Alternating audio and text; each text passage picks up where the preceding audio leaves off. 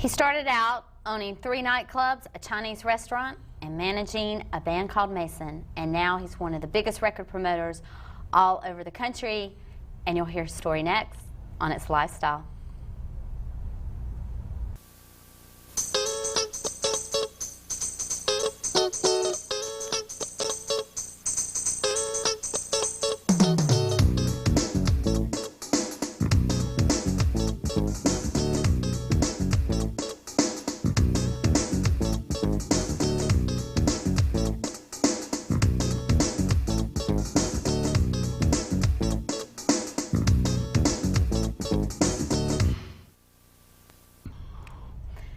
Hello, I'm Gina Woodham. Welcome to It's a Lifestyle, where we interview people with interesting careers and hobbies, which for my guests, it's more than a career, it becomes a lifestyle.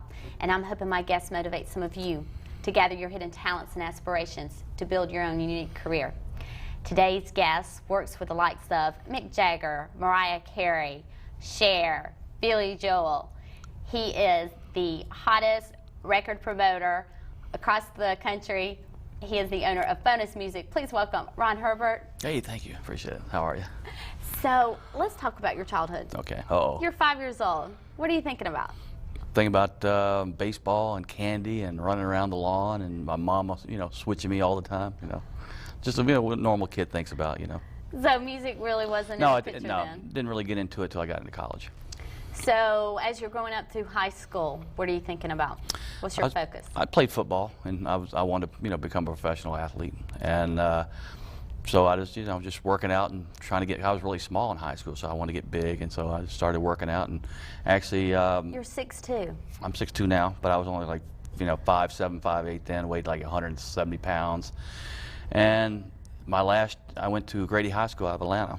And I went to actually Woodward Academy. The very first year that Woodward Academy became Woodward Academy, my mother had sent me there. My father had passed away when I was real young, so kind of had to grow up without a dad. So we moved in with my grandfather on Lenox Road in Atlanta. Yeah, so I'm actually a real native Atlantan. But like anything else, it was just more or less to play football and enjoy life, and didn't really think about it when you're in high school. You just kind of I always loved music though. I was always a big music fan, but never thought it would be my life.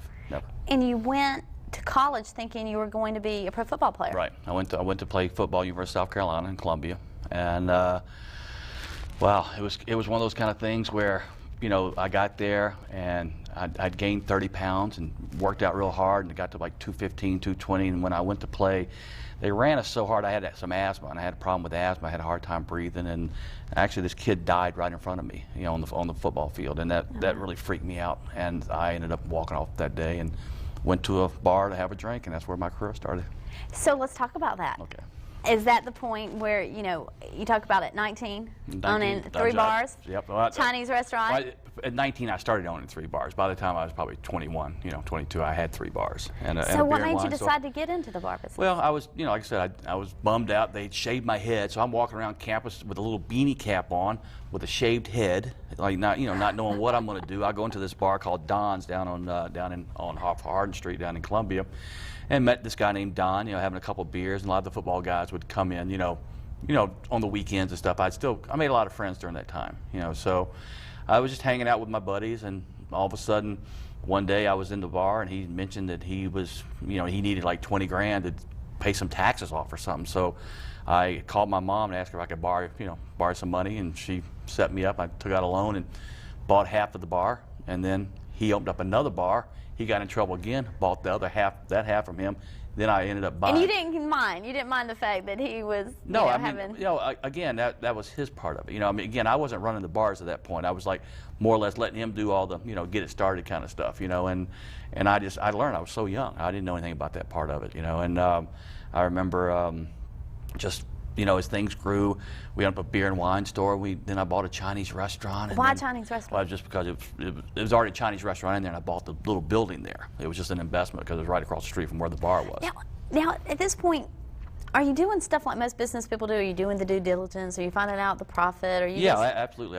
I learned a lot from that. In fact, during college, I never graduated. It's really weird because I left the last year because I'd become fairly successful. It's really weird when you have your professors coming into you, drinking at your bar.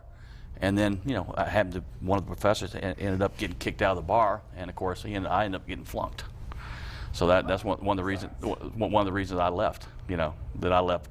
Because it was like I was already doing okay financially, and I had a club called The Other Place where I had this band called Mason. It was the first time I'd been exposed to real rock and roll music, and these guys were, hey Ron, let's go to California, man. We'll become big stars. You're our manager. This is like nothing compared to Hollywood. So. Now, what is your thinking? Here you are, you're owner of 3 bars, Chinese restaurant. That's a pretty busy lifestyle. Oh, absolutely. And then this band comes up to you and wants you to be their manager. What? Well, they were cocky and they were good. The people at the bars loved them, and so I was going off what people were telling me. Hey, Ron, these guys are great. They could be the next King Crimson. They could be the next Pink Floyd. Well, what made you think that you could help them? I could do it? Because I was, 20-something years old and making good money and just, cocky. Not necessarily cocky, but just confident, that I could do whatever. Why couldn't I? I mean, I'd already done this. Why couldn't I go out into Hollywood and try something? So you have this wonderful story about how your first time in LA. Yeah. I'd never been to LA. I flew out there, and I remember, walking up and going like, "Where's a place where I can stay?" I want to hang out where the rock and roll people hang out. I've just come here. I've got the bands coming across the country in my little beat up car. I had like a Lincoln Continental. They're towing all the equipment across, and I'm having to go set up a place for them to eventually live. So I go out, and so a cab driver tells, well, I'll take you to the Continental Hidehouse. They called it the Ride House during those days. I didn't know at the time, but I walk in there, and this is like if you ever seen the movie Almost Famous, they have a scene of this. And all these like hippie guys, I had long hair back in those days, and walking around, I'm going, wow, this is pretty cool. So I walk up, and I go, listen, I need a place to stay for a couple weeks. I need to find a house for this band. I'm going to have to find a house where we can rehearse and all that stuff. And so the guy goes, well, I'm sorry, sir, we're sold out. And I went, oh, wow, this is like the place I want to be, So a guy behind me, a little fat gentleman a little fat jolly guy from England, goes, he can have one of our rooms. I went, yeah, I'll take one of his rooms. And you got to remember, I'm dead tired, don't know anybody in Hollywood. So I said, okay, cool. So anyway, I said, I'll take his room. The guy said, okay. So anyway, he gives me a room key, and I go up to the 9th floor. I'll never forget that. I walk the elevator. These 2 big guys are standing there going, sir, where do you think you're going? They had a little thing in the ear. I'm thinking, oh, my God, the president, somebody's here. Something really weird's going on here. But I'm so tired, I don't care. I just want to get in my room and, go to sleep. So basically what happens is I go down. The guy showed me where my room is. Again, I'm just too tired to even care about it. So I take a nap till about 11 o'clock that night. I go downstairs to the bar, and I see the guy that had given me the room sitting over there. So I sent a bottle of champagne over to him. And he invited me, told the waitress to have me come sit down with him. So I came over and, I introduced myself as Ron. He said, I'm Peter. And I said, yeah. So I told him about, hey, I'm going to be a rock and roll big-time manager. I'm going to do this. I'm going to do that. He's just smirking at me. He's like, yeah, but nice. He didn't say that much about it. I'm from Europe. And, yeah, so he just listened to all of a sudden, I see behind me, all these lights behind me. And all of a sudden, snaps, this, that, and the other. All of a sudden, he's looking at me like going, what's going on? He goes, oh, here come the guys I manage. Ends up being Robert Plant and Jimmy Page from Led Zeppelin. Oh, they come over there. I'm flipped out, but I'm trying to be cool. I'm going, wow, this is like this is like the first time they were going to play Stairway to Heaven, at the Forum. It's going to be the first time they actually debuted that album. And so, ends up they come sit down, and I became friendly with them and hung out. Went to 3 shows with them, and I met everybody in Hollywood within the first 3 days. I thought I knew everything, everybody, and the bottom line was that once they left and I was by myself again, I realized I knew no one, because these people just wanted to be around because they were backstage with Led Zeppelin. Ron, hang on. We want to hear more, you got it. And we will next on This Lifestyle. Stay tuned. We walk to the park sometimes, my whole family. We get to feed the fish. And we play like monkeys. Dad plays the hardest, so he gets the most tired. We always say goodbye to the fish last. I think that makes them feel good. Family, isn't it about time? From the Church of Jesus Christ of Latter-day Saints. Welcome back to This Lifestyle. We're talking to record promoter Ron Herbert of Bonus Music. So you had your first brush with fame, meeting the group Led Zeppelin. Exactly. And then what happened? Basically, the band finally came over, and I rented the Hacienda, and the biggest problem was I really didn't know anybody. Even though I thought I knew people for the first 3 days, and obviously I didn't really know, so I had to go to the Whiskey A Go Go, and actually had to pay people to let us play. I mean, it wasn't like we got paid. We had to pay them to let us play. Because you're in Hollywood, it's a whole different scene there. You learn stuff that you don't realize what, you just, in your mind, you think it's something else, but it's not. So. And what does that mean? Well, I mean, would you ever think that you'd have to pay somebody to let you play? I mean, wouldn't you think that they'd pay you to play because you're giving a service? But because you're trying to get a record deal, you want to be seen by who, where the people hang out. And the Whiskey Go Go was the place they hung out, so that's where I went. So ended up being the house band there. So at what point in managing this band, because I imagine you're still kind of feeling your way with it, did you figure this might be a career for you? Well, yeah. I mean, when I got to Hollywood, I really loved it. I mean, it was great. It was like, I was struggling. I was supporting 8 people. One of the guy's wives, we sent her to French cooking school, and she cooked for, like 10 of us, 12 of us every night. And I gave her like $8 to cook for us. And so I just knew I loved the lifestyle of it. It was fun. And you got to remember, I'm only in my 20s, and I'm still making money at my nightclubs. So I kind of at least didn't have to worry about the money part of it, but I did because, I mean, obviously down the road, didn't work out. But that's a nightclub thing. But so you came back from LA eventually. I eventually went back, and I found my clubs where obviously I let my friends run my night. I employed like 60 people, and I had 2 or 3 employees ended up ripping me off and didn't pay taxes. Next thing I knew, the IRS would put liens on the places, and of course they didn't come get them. They came to talk to me. So I had to close all the places down, sell all the equipment, lost everything we had. Wow. Yeah. So then it was just you and Mason. Me and Mason, right? And so at that point, we went to Virginia Beach because at least they were, at that point we hadn't got a record deal yet. So after 5 years of trying, I mean, we gave it 5 years, and we went to Virginia Beach and hung out there, and that's where I met another group called Snuff, and Mason ended up breaking up, but I finally did give him a record deal on Bearsville Records, which was Paul Butterfield, Foghat, and those guys, and we cut our first album, but never on Warner Brothers, and never got released. It was on Bearsville Warner Brothers. Just never now most people, 5 years, mm-hmm. they might give up. No, you can't. In the music business, you can't give up because if you love it, if it's in your blood, you'll know it, and you won't give up. I refuse, even though I wasn't making any money at that point, I didn't have the income I was having before, I refused to give up because I'm just not a person that ever gave up. I don't believe in giving up. But what about the industry made you want to stick it out? Well, just the fact that I was a dreamer. I always thought it'd be great to stand on the stage and see 25,000 people clapping and just having a great time. That was my dream, was to be able to stand up on stage, manage a band that was playing in front of 20,000 people. And the only way you do that is by putting records out and by becoming somewhat famous. And so I had to stick with it until that happened. So you managed bands for quite a few years. And you had, from then, you managed Snuff and Arrogance. Right. And so let's talk about that and talk about some of your obviously, whenever a band doesn't happen, it's always the manager's fault. So it was always my fault, even though I supported everybody. It was always my fault. So I, ended up banding another band called Snuff, got them 3 record deals, put out 3 albums with those guys. Had another group called Arrogance that I put out in 1980. Had Don Dixon in the band. Don ended up producing the first 2 R.E.M. albums after Arrogance broke up. But I always stayed with the bands till they broke up. I mean, I refused to leave. I'm one of those kind of guys, you have to like swat me off. I just refused to give up until they gave up either on themselves or on the music. So. And that's a thought within itself. I mean, that's a lesson in itself. Oh, absolutely. I mean, perseverance is everything. Anybody out there listening, please, just if you have a dream, stay with it, and don't ever give up on dreams. And don't give up on people, because I gave up a lot on my friends in college that, obviously kind of screwed me over, and I just, I always was real upset with that, but I got over that pretty quick, because you got to realize in life that things, you got to be on, let me tell you what, to be in a good business, you got to be on top of it at all the time, especially in the club business. You can't let other people run your business. You have to run it yourself. Well, now, you manage bands, mm-hmm. and then at one point, you decided you were going to this radio convention. Right, and it's called the Bobby Poe Convention up in Washington, D.C. Now, what was transpiring at that point? Well, at the time, I just started working with Curb Records. Curb was one of the bands that had the group called Snuff that I was, so Curb said, all right, Ron, you know what, you do a good job at what you do, so you want to work with Bachman Turner Overdrive. They just brought them back. They're trying to make a comeback.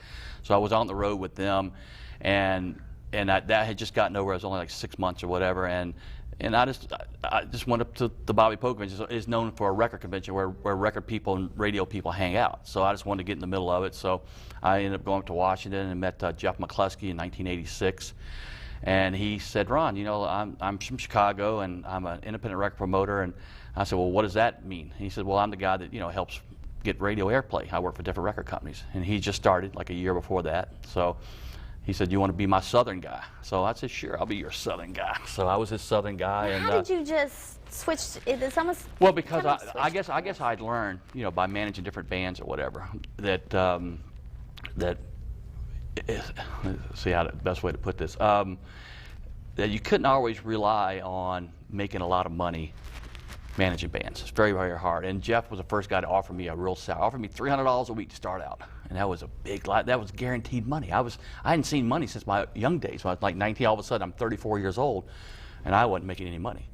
So he offered me $300 a week. I said, "Shoot, I'm there." You know, and so I learned from Jeff. He taught me, you know, the main thing with being a record promoter is just getting to know the radio stations, know their desires, their needs, getting to know the program director, know what kind of music he likes. Kind of similar to managing bands, Oh, because absolutely. you have to Absolutely. know the clubs and Exactly. You have to know what's going on in the clubs, know what the music was, and be responsible to your client, which the radio stations were our client, even though the record companies paid our bills. And some of the contacts, I guess the contacts you made over the years. Oh, really... I went out with Van Halen. I introduced Sammy Hagar, the girl he married. It was, I mean, it's just been, I've been luckily enough out with Mick Jagger, and I remember I met John Belushi when I first went to New York, you know, back in the early Saturday Night Live days. So I was always been around celebrities. So that, to me, it was just cool hanging out with these people. It was just like anybody else. Let me tell you, they're the nicest people in the world when you get one-on-one, as long as they don't think you want anything from them. The day they think you want something from them is when they back off. So if you ever walk up to anybody while they're eating, just remember they're human, you know, and they're eating like you are, and you don't like to be, you know, bothered when you're eating. Ron, we want to hear more, and we will next on It's a Lifestyle. Stay tuned. I used to wonder, why would a Jew, a Christian, and a Muslim ever get together? Hello, hello. And then I finally got it. They had a lot more in common than donuts.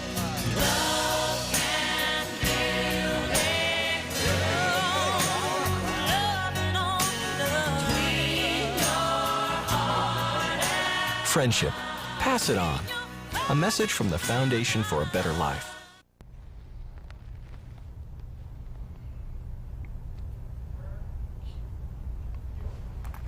Welcome back to It's a Lifestyle. We're talking to record promoter Ron Herbert with Bonus Music.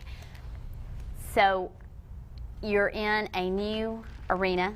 Mm-hmm. So what was your first taste of success with record promoting? I think probably out with, we did stuff with the Steel Wheels Tour, which was back in 1986 with the Stones, and that was obviously a huge successful thing. But as our company grew and we got more and more clients, we were able to bring our clients backstage to meet Mick Jagger and to meet these guys, and the record companies helped us set it up, and it was really a team effort. And it was great to see, you know, when you have a successful tour like that and you're backstage hanging out, you're getting the chance to meet and see, you know, my dreams were starting to come true, and all of a sudden our company became bigger and bigger and bigger, and it took us about probably 12 years, and Jeff became the largest record promoter in the country. So, you know, helped him with that. That's great. And let's talk about, there's got to be some kind of system or formula for promoting a record successfully. Well, the bottom line is you have to know in your mind what you think a hit is. Plus, you got to know the record company's 100% committed. They're going to put the resources there for you to take care of promotions and take care of whatever you need. So what does that, and what does that mean? Well, what does that entail? let's say you might have to give away 10 front row seats or whatever. You know, the radio station's got to have something to promote something. So let's say a new record comes out by the Stones, and of course you're usually going to get it right on the air anyway, but you might give away, you know, 10 front row seats to see the Stones. So you always want to have something for the public to make the radio station look good also. And usually the record companies supply us that, or the managers would, or whoever, we could get. We go whoever we have to go to, you know, to take care of business. Let's talk about some of the very first steps, though. First of all, I guess you have to build that relationship with the program director. Program directors, right? You have to know the program directors, and they got to trust you. And you know, when you come in and say, "Hey, man, I got a new hit record by this group," you know, our guy by the name of Seal, or Nelly Furtado, you know, is one of the newer ones we've done, and you know, and Alicia Keys, you know, and that kind of stuff. It's like, it's always exciting when the first new ones come out. It's exciting when you break that first record. And Sean Mullins here in Atlanta, I helped Sean, and it was great. 99X popped it. He went on to Columbia Records, and the record went #1 in the country. I saw him on Jay Leno. I mean, to me, that was exciting to see that, you know, because I was involved, you know, from the early steps of breaking it from Atlanta into Charlotte into New Orleans into different areas of the country, you know. And now, what in your mind and I know this may be kind of intangible, but how do you figure out if you've got a hit record or not? Well, you don't really know until the audience comes back and tells you, and you sell a lot of records. You really don't know. I mean, you always think you have a hit record, but you know when it's like number 10 or number 30 or whatever it might be on Billboard, and you see you're selling records. And that's when you know you have Surely there's something. You have a gut. It's a gut. It's all gut. It's all instinct. It's like, wow, this is something we really got to jump behind. Like Nelly Furtado, we got to jump behind this record. You know. But now, like, does you the know, artist come up to you and they pretty much have to sell themselves to you? No, the record companies come to us and they lay out a plan and they involve us in their plan. And, have you ever had to say, you know, well, I don't think this is? I never had to. Jeff probably did. Yes, I mean, you know, Britney Spears came with her mom the first time to visit Jeff in Chicago. You know, here's Britney and her mom sitting in Chicago telling Jeff, "Hey, my daughter's going to be a star," and Jeff's going, "Sure, why not?" You know, and luckily enough, you know, it happened. How did that? Who knows? I mean, again, it's all about. I mean, did Jeff look at her and say? No, well, he listened to the music. He had a gut feeling about the music, you know, and so therefore, and then it just. The clouds, you know, came on your side. You know, I don't know how to say it, but it's just one of those things that luck has a lot to do with it. In this business, a lot of luck, a lot of perseverance too. Let's talk a second. It's such a dream job, but what are the road bumps? Oh, I mean, it's hard. I mean, you know, I've never been married. You know, I gave up that part of life, you know, because I was traveling all the time, and you know, I mean, those are the kind of things that you have to give and take some, and. There's a lot of, you know, it's a lot of downtime. I mean, you know, you're only up, you know, a couple hours a night when you're at a concert. You're bringing people backstage to meet. I mean, you're only 2 or 3 hours out of the day, and there's 24 hours a day. So you sleep, you hang out. You know, it's a lot of downtime. I mean, people, you know, you have to know how to manage your downtime. You know, to keep healthy, because it's a real hard lifestyle, not easy. Let's talk about some of your more interesting experiences. We just showed a picture of Cher. Yeah. What's the story behind? Well, a lot of these artists, Cher, would come to the conventions where I met Jeff, and they would come meet the program directors and meet myself or Jeff or the other independent promoters in the country. And record companies would set dinners up, and we would just smooth everybody, and you know, got a chance to meet Cher and got a chance to meet Mick Jagger. You know. Outside of doing a concert. It's nice to be able to sit down with them and sit at a table with them and get to know them. That's how I got real close with the Van Halen boys. You know, how do you get invited to? Well, again, you got to be hanging around, and you know, you got to kind of blend in with everything and just kind of go with the flow and don't be too pushy, but at the same time. But do they want to do that in order for you to? Do they think taking you out to dinner? Well, yeah, their record absolutely, more? Sure. I mean, they know who we are. I mean, it's not like they don't know who we are when they sit down with us. They know that we represent a lot of radio stations, so they know, hey, what can I do to help you with your radio? Do you need me to make some calls? Let me call the radio station. I'll go on the morning show. I mean. Most artists that are real successful, like Elton John and people that are real successful, they still go on the morning shows. You still see Elton John going on 94 Star. I mean, these are the real stars. They know what it took to get there, and they know how to stay there. That's why they're still there. And what are some of the things that they do to stay there? Well, again, the music's got to be the most important part of it, but the other part is just being accessible to the media, being accessible to the radio promoters, you know, and also being successful to the radio station. I mean, you know. So have you ever taken an artist and said, you know, your sound has been good in the past, but this is where the music's going right now, and we think, do you ever give them advice like that? Sure, you give it to them, you know, do they listen to you? Again, I mean, it depends on how well you get to know them. I mean, you get a lot of times in this business, it's pretty much, you meet somebody, you take them, you introduce them to people, and if you get a chance to get to know them, that's the fun part. Like I said, I've been fortunate that I have a lot of friends that you know, we're stars, and again, it's just a matter of them getting to trust you. Well, you have, we were showing some pictures of James Brown. James had just got out of prison when he came to the Bobby Poe convention in Washington, D.C., and I met James and introduced him to a bunch of my buddies, and he's a great guy. He was funny. But he just got out of jail. Of course, I'd be a happy guy too. And you also had a brush with, or worked with Prince? Did some stuff with Prince, and went up to, I used to manage a band called Moment of Silence and won the 1990 Star Search with Ed McMahon back before the American Idol days, you know, and, I went to Prince's studio up in Minneapolis and actually recorded an album up there with Moment of Silence on I was on, actually, let's see, what label was that? I was on I guess, a Modern Records, Stevie Nicks label. They've given us a record deal, and I had a chance to meet Prince and hang out in the studio, and I actually got in to know all his engineers, that, you know, the producing Dave and Z, who produced some of Prince's stuff, took me to the vault, let me sit on the motorcycle, the Purple Rain motorcycle. Prince has an unbelievable facility in Minneapolis. It's the most, I mean, he's so far ahead of so many other people. I mean, it's amazing that what he's done. He's invested his money back into the business. Are there any particular perceptions that the public has of certain artists that are not exactly reality? Most artists are very insecure. You know, they're, like I said, they're only out there for 2 hours. They hype you up, but when they go off that stage, it's like, you know, they're like anybody else. And it's like, Sammy Hagar is one of the nicest guys in the world. I mean, I read stuff about this, that, and the other, him and David Lee Roth. That's all show. I mean, Sammy's a great guy. Mick Jagger, what a business guy he was. He was like, hey, Ron, show me what we got here. You know, he wanted to go over the numbers, like, how many radio stations we have this, you know, anything I can do over here. I mean, to me, it was just great. I mean, he was willing to sit down and, you know, and help out any way he could.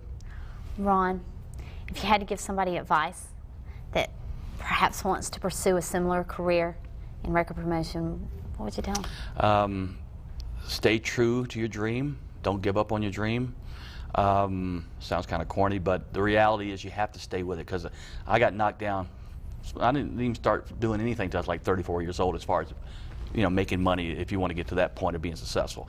But I felt I was successful all the way through it, even though it was some hard times. But you know what, just persevere, stay with it, don't give up. That's all I can tell you, don't give up.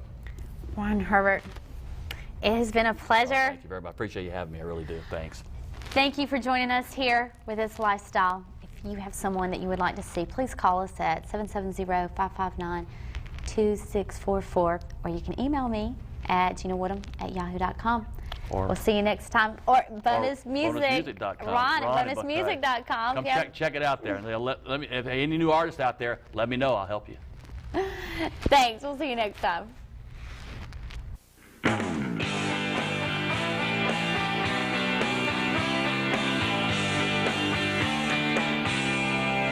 To myself, I'm a man, got a pocket full of money. Search in my mouth as my breath is kind of funky. I saw a hottie staring right at me. She kind of looked like the chick that did the video with Tommy Lee. Oh man, is she coming over? I get this show on the road, yeah, yeah. So where have I seen you before? Well, if you don't like that, well, I got about 20 more. I need a Mac, give it a daddy, take me out in this caddy. We can kick it till I bring it on. I said it sounds like fun, but I ain't with it. But if you're a good boy, just let me hit it. You hold my hand, cause I ain't about a wham bam. Thank you, ma'am, I hope you understand that. I don't want Britney tonight. Summer, yeah, she's alright. I seen Buffy and she don't slay me. Cause baby, you're just the type. Stay up and talk to all night. Would you be that star in my storybook life? In my storybook life. I drove her home when she was feeling kind of frisky. I told her nighty night, and then she asked if she could kiss me. She said, Don't you want to spend the night? well, then she bit me on the ear. Felt like I was in a Tyson fight. Oh God, she's losing control now. So I said, I just want someone to hold.